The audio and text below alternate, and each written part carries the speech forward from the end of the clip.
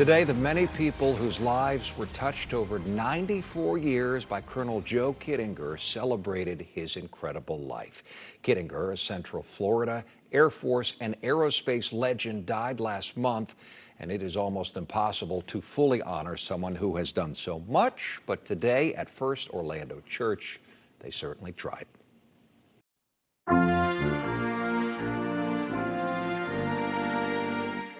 The service was humble for a national hero who accomplished so much so publicly. A pilot, a record-breaking skydiver, a Vietnam War POW, and a grandfather of 8. I think it's important for us to recognize that this is not a funeral. We're not here today to mourn.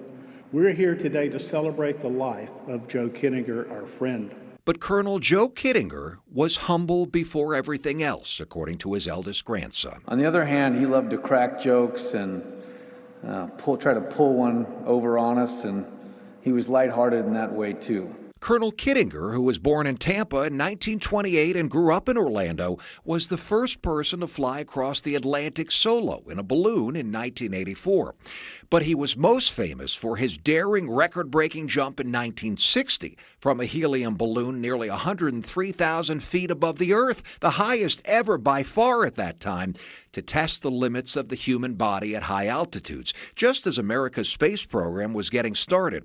He survived, of course, and lived for 63 years after that, getting to know all of his 8 grandchildren. With that legacy comes this: the ability to reach beyond the limits, to accomplish what others may see as impossible, to never stop exploring and to always seek new horizons.